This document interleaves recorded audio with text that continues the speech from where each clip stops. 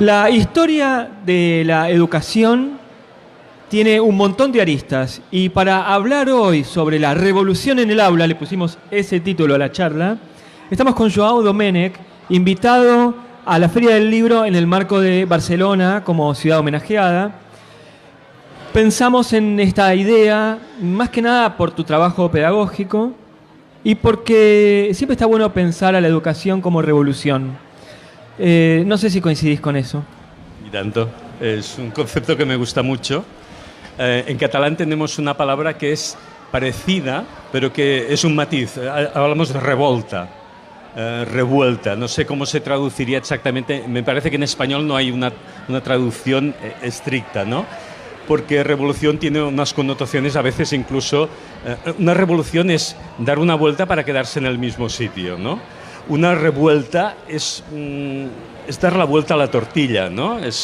Me gusta más esta palabra, pero de todas maneras coincidimos en la idea de que la educación necesita dar alguna vuelta y recuperando aspectos que habían sido claves, quizás en el momento en que la escuela empezó a generalizarse, pero adaptándolos a los nuevos tiempos en que tenemos, a los nuevos contextos. Tengo que pedirte que hables más cerquita de la boca del micrófono. De acuerdo, así. Pero como nosotros aquí no tenemos retorno, los parlantes salen hacia afuera, no escuchamos mucho si vuelve o no vuelve el sonido. De acuerdo. Pero sí, tenemos que hablar un poquito más cerca del micrófono. Muy bien. Es interesante siempre plantear eso de la educación. Digamos, la educación como valor es algo que te construye, ¿no? Sí. Hemos aprendido, qué sé yo, que nosotros en Argentina estudiamos mucho a Piaget con la idea de equilibrio, desequilibrio y reequilibrio, pero ya en un estadio distinto.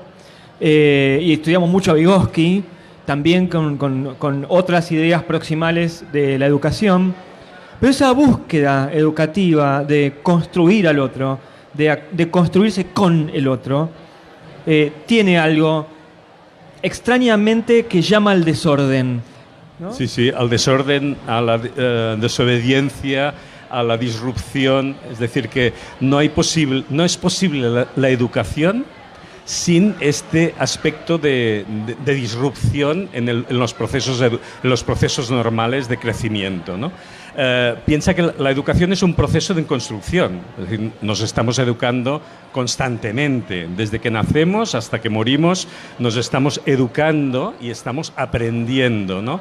El problema que hemos tenido es que la escuela ha querido situar el aprendizaje formal en un tiempo y en un espacio cerrado, rígido. Y ahora lo que nos plantea la sociedad del conocimiento, la sociedad actual, es de que estas paredes, estos calendarios no tienen ningún sentido. Yo puedo estar aprendiendo en cualquier momento y en cualquier lugar al margen de los horarios y los calendarios oficiales. Eso plantea unos retos fundamentales. ¿Cuál es el papel en este sentido, en esta sociedad, de la escuela? Va a ser un papel diferente, porque los chavales, los niños, los jóvenes tienen acceso directo, instantáneo al conocimiento.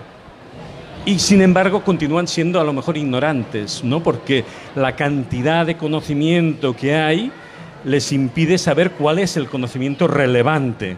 Y esa es la posibilidad que tenemos en la escuela. ¿El maestro, el profesor, se convierte en un curador de contenidos, en un curador de conocimiento?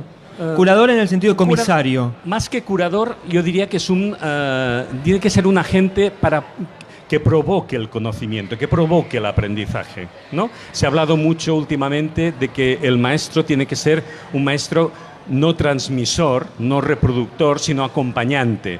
Pero es acompañante en el proceso de construcción del aprendizaje. Por lo tanto, tiene que ser generador de aprendizaje. Tiene que poner al alumno delante de las informaciones, de los conocimientos que hay, y que tenga los recursos el alumno para seleccionar, para ver cuáles son los que son relevantes para él, y en función de esto aprender cosas que le vayan a ser útiles en el sentido más amplio, no solamente útiles para encontrar trabajo, ¿no? Sino útiles para orientarse en esta sociedad tan compleja para relacionarse con su pareja, para crecer personalmente, etcétera, ¿no? Y esto hacerlo en un contexto social, que es el contexto de la escuela.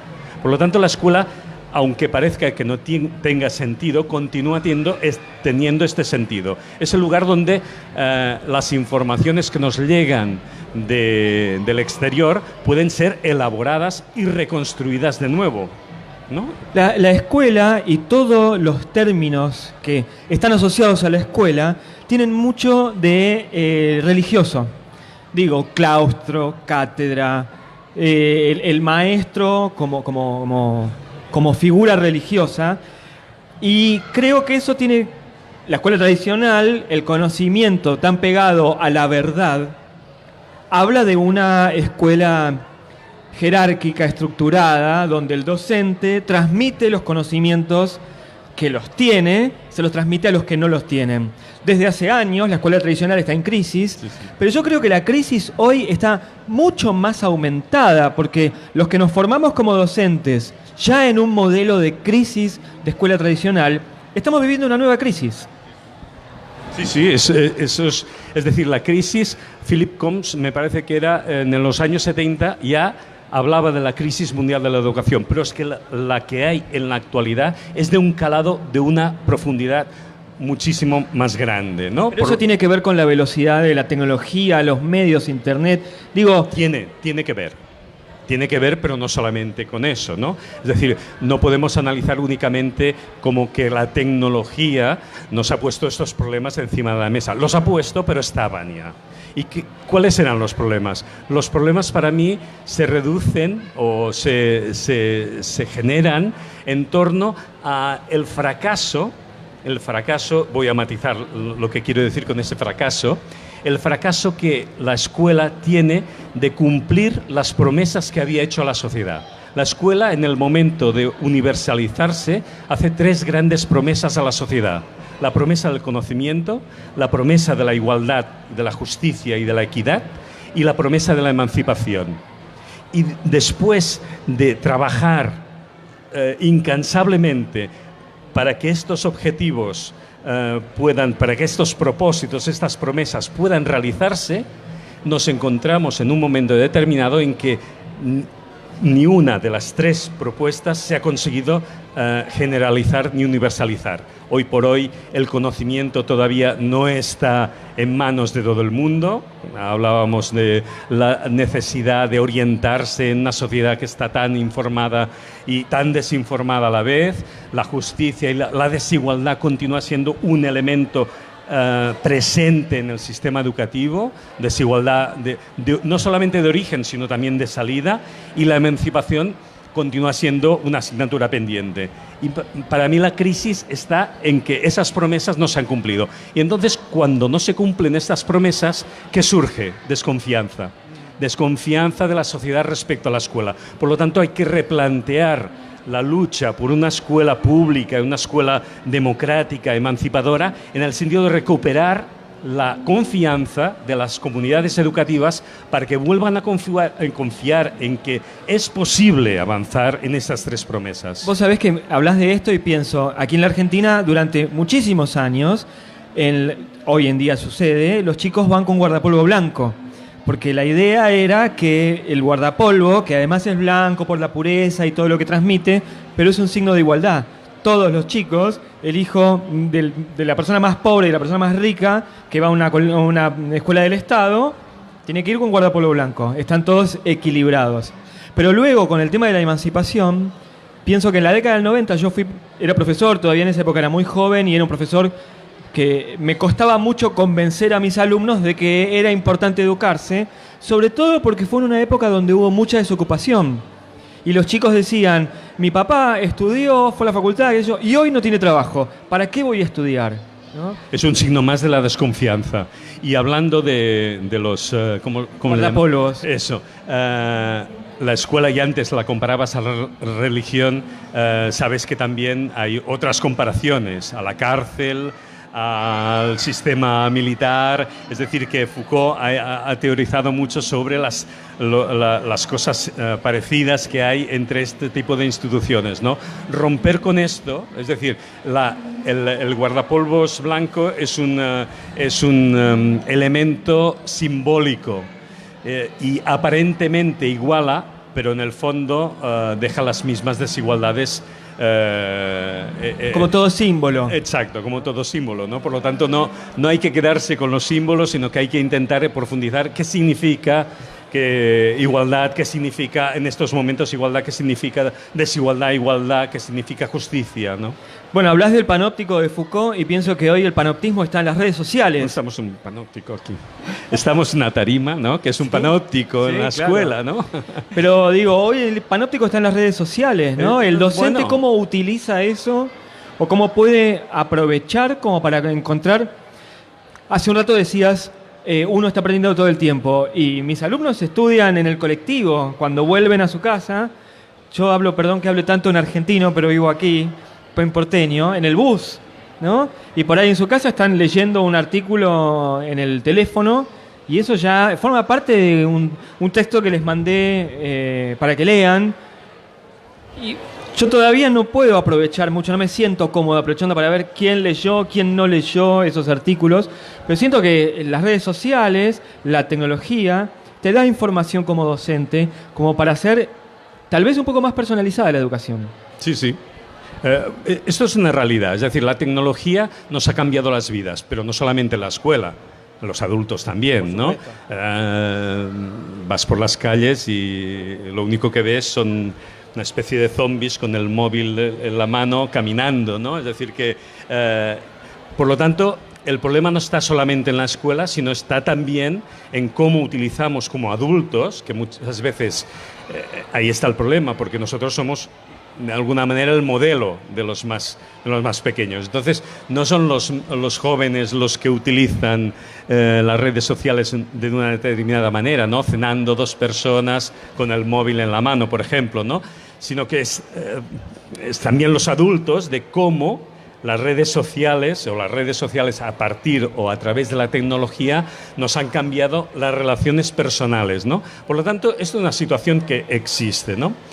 Segunda cosa, la tecnología, los móviles, cumplen una función que no podemos obviar, que no podemos dejar de trabajar con ella, ¿no? Es el acceso a la información, el acceso a las relaciones, el acceso a la información y a la comunicación de una forma rápida, democrática e instantánea.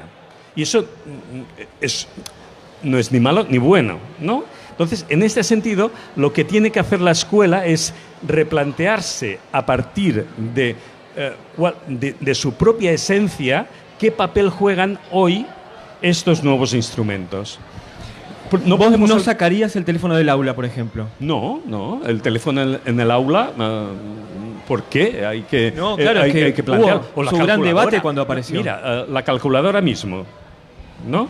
Hace poco estaba en una charla con padres y en una escuela que trabaja con nuevos métodos, trabajo por proyectos, y un padre me preguntó ¿cómo es que en esta escuela en cuarto grado de primaria no hacen divisiones por dos cifras? No trabajan la dificultad. Yo les pregunté, a ver, levantar la mano los que en el último año hayáis hecho una sola división por dos cifras sobre papel.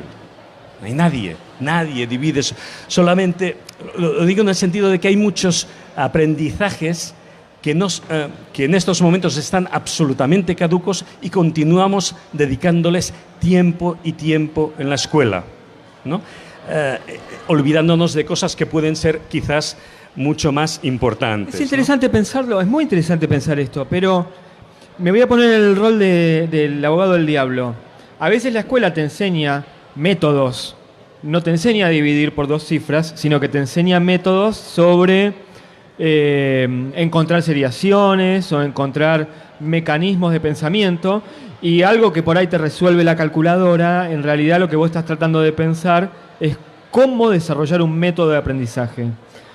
Entiendo que lo que decís es lógico, uno tendría que encontrar esos métodos en otras aplicaciones que no se pueden resolver con una calculadora.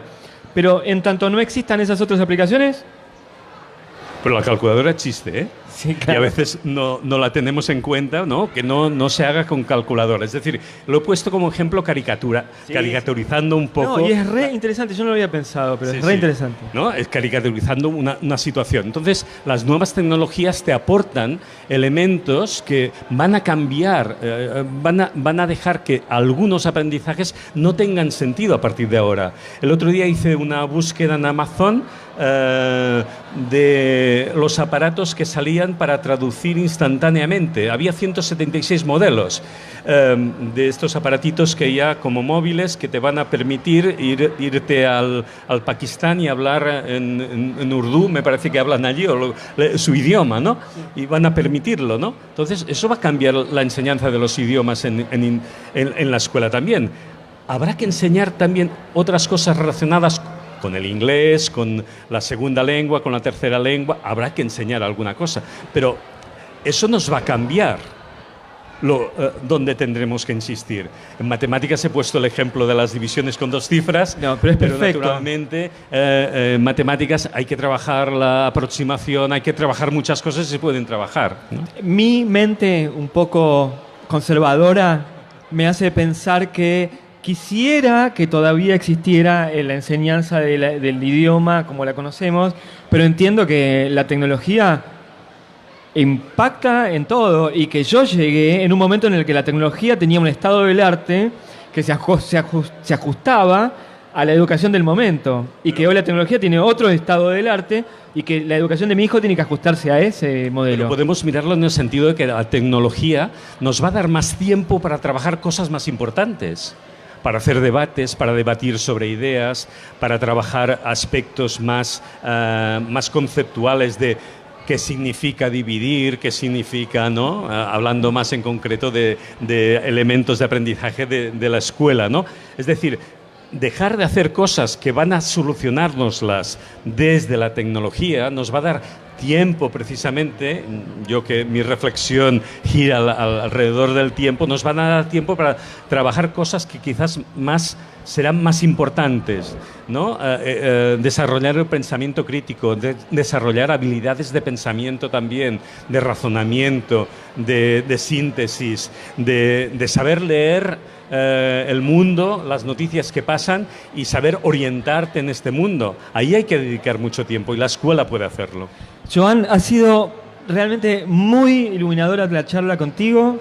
Gracias por venir a nuestro auditorio. Antes de empezar yo le dije gallego, él es catalán, y yo le dije gallego un poco para molestarlo, pero solamente porque tenía ganas de molestarlo, pero eso también habla un poco de cómo nosotros miramos a España como un país homogéneo, cuando está cubierto de naciones, y creo que en la charla de la educación también tiene algo de revolución eso. Pensar que el otro no es solamente un otro homogéneo, sino que se construye de muchos otros. Seguro. Muchas gracias. Muchas gracias por haber venido a nuestro auditorio de TICMAS. Gracias. Muy bien. Gracias por haber venido.